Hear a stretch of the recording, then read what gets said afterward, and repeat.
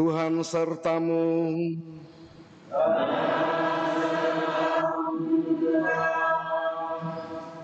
Inilah Injil Yesus Kristus menurut Matius.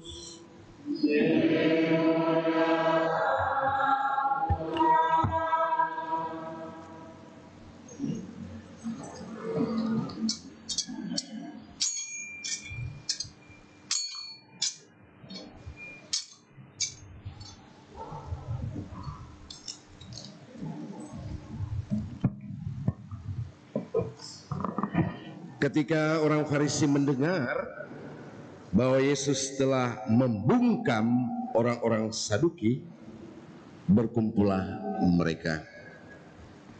Seorang dari mereka, seorang ahli Taurat, bertanya untuk mencobai dia. Guru, perintah manakah yang terutama dalam hukum Taurat?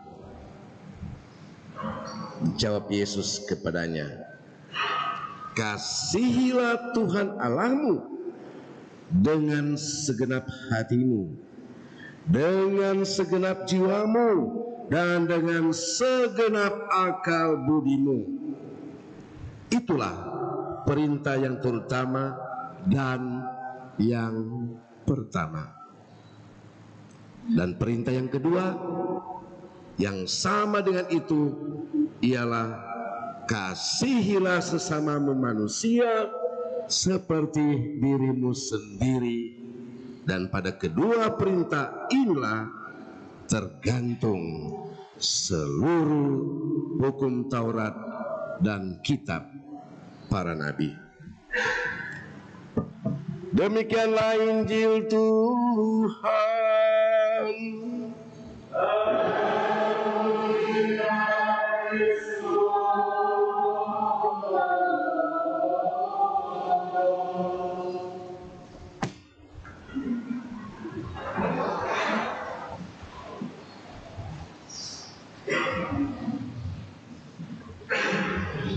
Bapak Ibu, saudara-saudari umat yang terkasih,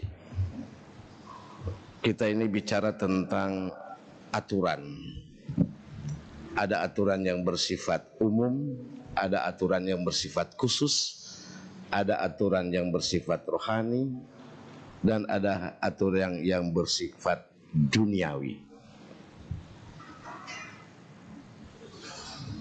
Dan dunia ini memang pusing, apalagi umat manusia pusing. Mana yang baik? Apakah orang mau ikut aturan duniawi, mau ikut aturan surgawi, rohani? Sehingga sampai sekarang masyarakat menjadi bingung. Bahkan ada aturan agama ini lain, negara ini lain. Tapi sebenarnya Yesus sendiri sudah mengungkapkan dalam bacaan Injil tadi, ketika mereka bertanya karena bingung mana mau ikut, maka Yesus katakan sebenarnya cuma dasarnya sederhana sekali, yang menyimpulkan segala aturan baik surgawi, duniawi maupun rohani, gerejawi, masyarakat dan sebagainya, yaitu bahwa aturan yang benar, hukum yang benar, yaitu mengacu pada dua hal ini, yaitu kasihilah Tuhan Allahmu dengan segenap hati, dengan segenap jiwa, dan hukum yang sama juga yang terpenting dan terutama, yaitu kasihilah sesamamu seperti mengasihi diri sendiri. Cukup jelas itu? Dan inilah yang harus menjadi patokan bagi kita sekarang ini, bagaimana orang melihat dan menilai sesuatu hukum itu atau aturan itu benar atau tidak, baik atau tidak. Hanya itu. Bahkan Yesus mengatakan bahwa hukum itu merangkum seluruhnya. Beda dengan dikatakan bahwa marilah kita mengasihi anjing-anjing, babi-babi, pohon-pohon. Enggak. Tetapi yang dilihat yaitu bagaimana sejak manusia diciptakan Allah memberikan kuasa kepada kita. Tetapi dalam mengelola atau kita mesti diberikan kesempatan hidup di dunia ini supaya memperhatikan dua hal yang sangat penting itu. Sebab apa? Dengan kita mengasihi Tuhan dan kita melaksanakan aturan hukum Tuhan, maka kita juga pasti akan mengasihi sesama. Sebab tidak ada dalam aturan mengatakan bahwa hukum, misalnya hukum Tuhan atau hukum rohani mengatakan bunuhlah orang, tidak. Atau mengatakan bahwa dalam aturan bahwa mengatakan bahwa celakakanlah orang, tidak. Tetapi bagaimana kita mencintai. Dan satu kegiatan sosial, satu perbuatan baik akan bertahan dan langgeng dan akan mengarahkan kita kepada suatu tujuan kalau semua tindakan, perbuatan, aturan apa saja dilandasi dengan iman, dilandasi dengan Tuhan. Kanyanda ancol. Ya, suatu kegiatan bisnis, satu kegiatan masyarakat, satu kegiatan rohani, keagamaan tanpa dilandasi dengan iman, kepercayaan kepada Allah, kecintaan kita kepada Allah, maka kegiatan semua itu hanya bersifat sementara.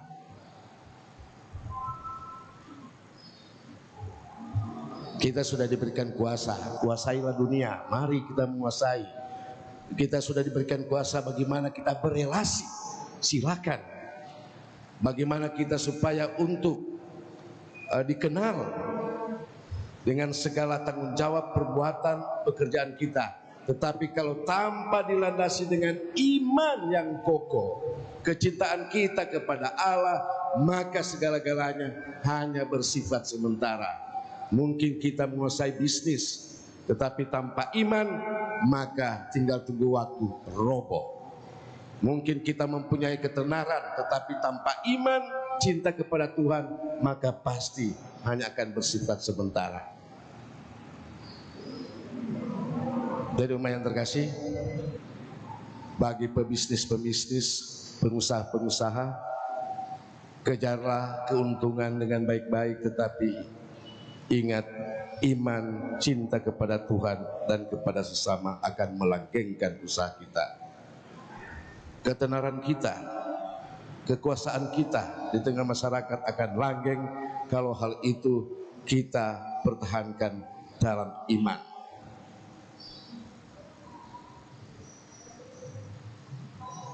Dan kehidupan keagamaan kita akan langgeng kalau kita betul-betul mencintai, bukan cuma pada saatnya kita perlu maka kita setia membuat, tetapi karena apalagi dalam hal-hal pilkada ini maka mulai menghalalkan segala cara, serta itu habis semua. Orang yang datang-datang gereja tiba-tiba muncul, habis pilkada habis, ingat burung. Jadi ini harus diperhatikan. Kedua, banyak aturan, banyak hukum, banyak juga hal-hal yang tradisi yang mengatur kita untuk mencapai apalagi dalam hal ilahi, yaitu keagamaan. Dan saya mengatakan bahwa dalam gereja Katolik, agar supaya bahwa gereja Katolik, umat Katolik ingin masuk surga atau memperoleh pengharapan iman yang kita harapkan, yaitu masuk surga. Saya cuma mengatakan kepada umat, saya adalah Katolik dan saya beriman kepada Allah yang diajarkan oleh Tuhan dan dilanjutkan oleh gereja Katolik Roma untuk mengarahkan saya dan umat untuk mencapai keselamatan lewat pesawat, lewat kapal, lewat kendaraan, yaitu gereja Katolik Roma. Dan gereja dari dulu sampai sekarang sudah dengan berpikir secara baik-baik, agar supaya umat terarah, terkontrol, supaya mencapai keselamatan sesuai dengan aturan tradisi gereja Katolik. Maka sebagai konsekuensi, saya sebagai pastor dan saudara-saudara sebagai umat, marilah kita mengerti dan menghayati dan mengamalkan iman kita seperti yang diatur oleh gereja Katolik, supaya tidak bingung, tidak pusing, dan agar supaya tujuan kita tercapai, yaitu keselamatan lewat ajaran iman kekatolikan. Dan pasti kita akan diminta pertanggungjawaban sesuai dengan aturan hukum tradisi gereja Katolik. Dan gereja Katolik sudah memberikan aturan secara umum, yaitu 10 perintah Allah. Pak Jemi tahu 10 perintah Allah atau selupa? Umat tahu enggak? Kalau dulu waktu masih orang kecil di luar kepala, siapa yang enggak hafal 10 perintah Allah, berdiri terus sampai dapat tahu baru dapat suruh pulang sekolah. Mar sekarang baru korbit kerohanian tahu 10 perintah Allah. Inilah yang menjadi kekurangan. Bagaimana orang menghayati, mencapai keselamatan yang diarahkan oleh Tuhan dengan 10 perintah Allah. Mar orang sendiri tidak tahu, apalagi mau menghayati. Aduh, kasihan. Dan secara khusus juga bahwa supaya mencapai keselamatan, gereja Katolik Roma sudah memberikan 5 aturan untuk menghantar umat supaya dalam mencapai keselamatan yang kita harapkan bersama, yang sudah diajarkan oleh Tuhan Yesus. Tahu 5 perintah gereja? Atau cuma 5 perintah bisnis yang orang tahu, 5 perintah politik yang orang tahu, 5 perintah apa lagi?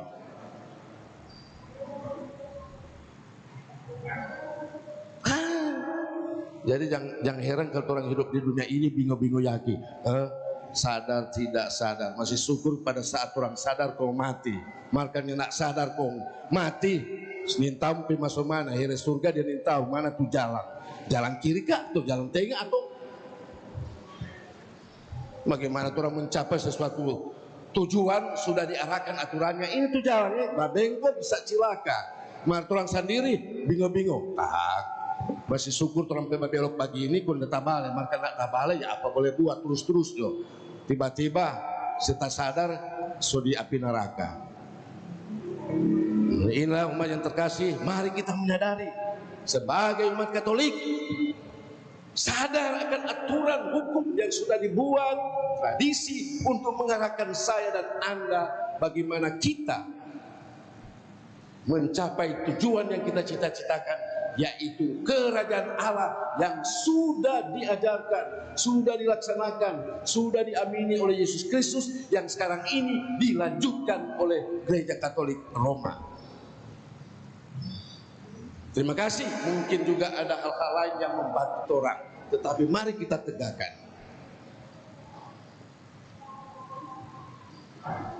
Orang lain mungkin cara mereka lain untuk mencapai keselamatan. Apa yang baik, mari orang ambil, menambah arah. Tetapi yang tidak baik, fordorang. Tidak boleh menyalahkan, itu cara mereka. Tetapi kita sebagai orang yang sudah aturan, mari. Sehingga memang saya dalam hal ini mulai berapa ini saya menegakkan ini caranya. Kan memang yang nak tahan, misalnya nak tahan atau nak mampu untuk mengikuti ajaran iman tradisi gereja Katolik, cari cara lain supaya lebih gampang. Mal, kurang kaki nak tembus-tembus di surga, cuma tak singgah atau tak balik. Sebagai orang Katolik yang beriman bahwa percaya aturan, tradisi, hukum dan apa saja yang diajarkan oleh gereja Katolik, itu yang membantu saya untuk mencapai apa yang kita cita-citakan bersama. Bahkan bukan hanya mengarahkan orang kepada kerajaan surga, mengarahkan orang juga bagaimana berelasi dengan sesama. Bagaimana kita menggunakan kehidupan kita dalam bisnis, dalam kehidupan bermasyarakat, dalam kehidupan berpolitik. Dalam gereja Katolik ada aturan bagaimana orang menjadi orang Katolik yang baik dalam hal berpolitik. Ada. Dalam berbisnis bagaimana juga ada aturan moral Katolik tentang bagaimana cara berbisnis supaya orang tidak lari dari hukum aturan yang diarahkan. Ya, menjadi artis juga, aktor, ada aturannya, moralnya bagaimana seorang Katolik menjadi aktor, aktris yang baik. Menjadi pemimpin umat, ada juga aturannya, tidak sabaran bahwa begini harus jadi pemimpin. Jadi itulah umat yang terkasih, yang pada prinsipnya didasari pada dua hal, yaitu cintailah Tuhan, cintailah sesama, sama seperti mencintai diri sendiri. Semoga Bapak Ibu dengan berprinsip itu, maka semoga 100 tahun kemudian umat khususnya yang mendengarkan ini mengikuti aturan yang benar sehingga orang semua baku dapat di kerajaan surga. Amin.